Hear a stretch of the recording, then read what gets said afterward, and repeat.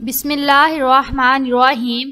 ناظرین، آج کی اس ویڈیو میں ہم آپ لوگوں کو صلاۃ التسبیح کے بارے میں بتائیں گے کہ رسول اللہ صلی اللہ علیہ وآلہ وسلم نے اس نماز کے بارے میں کیا ارشاد فرمایا ہے۔ اس نماز کے پڑھنے سے انسان کے صغیرہ و کبیرہ گناہ اللہ تعالیٰ معاف کر دیتا ہے۔ یہ نماز حضور صلی اللہ علیہ وآلہ وسلم نے اپنے چچا حضرت عباس رضی اللہ تعالیٰ عنہ کو تعلیم فرمائی تھی اور فرمایا تھا کہ ہو سکے تو روزانہ ایک مرتبہ یہ نماز ضرور پڑھنا، ورنہ ہر جمعے کو یا سال میں ایک بار پڑھ لینا۔ اگر سال میں بھی نہیں پڑھ سکتے تو پھر زندگی میں ایک مرتبہ تو ضرور پڑھ لو۔ رنج و مصیبت اور سختی کے وقت یہ نماز نہایت مفید ہے۔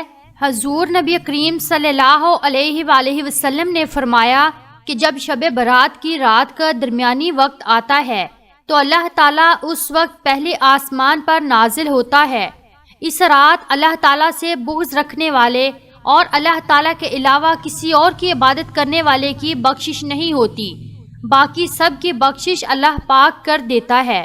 اگر اس رات اپنے رب کے حضور ندامت اشک کے آنسو بہائے اور فریاد کرے، اپنے صغیرہ و کبیرہ گناہوں کے لیے معافی کا درخواست گار بنے، تو اس وقت بدحالی خوشی میں اور تنگی آسانی میں بدل جاتی ہے۔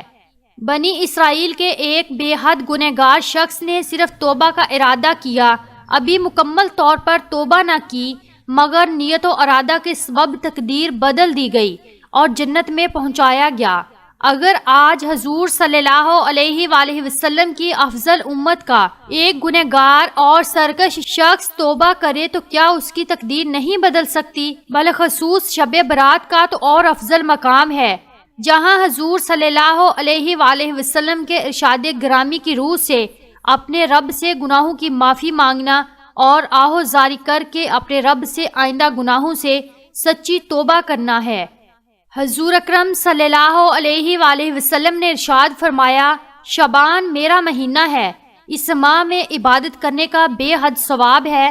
اس مہینے کو بزرگی اس لیے بھی حاصل ہے کہ اس مہینے کے درمیان ایک ایسی مقدس رات آتی ہے جس کو شب برات کہتے ہیں۔ حضور اکرم صلی اللہ علیہ وآلہ وسلم نے ارشاد فرمایا کہ جب شعبان کی 15ویں رات ہو تو رات کو جاگا کرو اور اس کے دن میں روزہ رکھو۔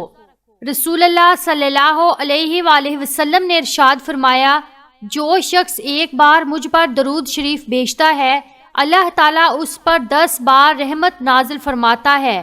اس لیے دانش مند مومن کے لیے ضروری ہے کہ وہ ماہ شعبان میں غافل نہ رہے بلکہ رمضان المبارک کے استقبال کی تیاری شروع کر دے، گزشتہ اعمال سے توبہ کر کے گناہوں سے پاک ہو جائے، ماہ شعبان میں ہی اللہ کے سامنے گریہ زاری کرے اور رو رو کر اپنے رب کو منائے۔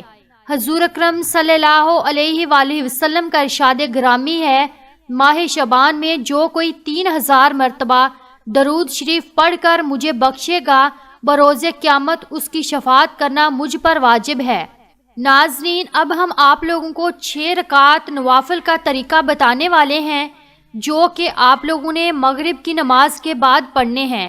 اس کے بعد ہم آپ لوگوں کو صلاۃ التسبیح کے بارے میں ڈیٹیل سے بتائیں گے۔ 6 رکعت نوافل بعد نماز مغرب 6 رکعت نوافل ادا کریں۔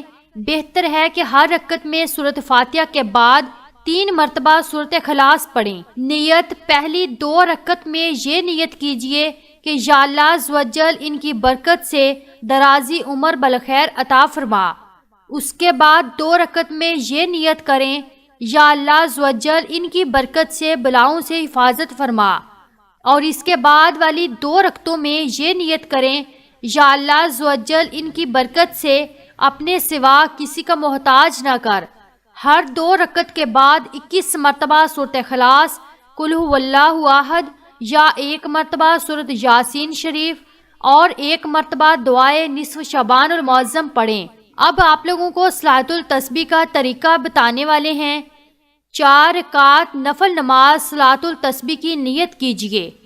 ثنا پڑھنے کے بعد 15 مرتبہ سبحان اللہ والحمد للہ ولا الہ الا اللہ واللہ اکبر، اس کے بعد سورۃ فاتحہ اور کوئی بھی سورت پڑھیں۔ بہتر ہے کہ 3 مرتبہ سورۃ اخلاص پڑھ لیں اور اس کے بعد رکوع میں جانے سے پہلے 10 مرتبہ یہی تسبیح پڑھیں۔ پھر رکوع میں جا کر رکوع کی تسبیح سبحان ربی العظیم پڑھنے کے بعد 10 مرتبہ یہی تسبیح پڑھیں۔ رکوع سے کھڑے ہونے کے بعد اور سجدے میں جانے سے پہلے 10 مرتبہ یہی تسبیح پڑھیں۔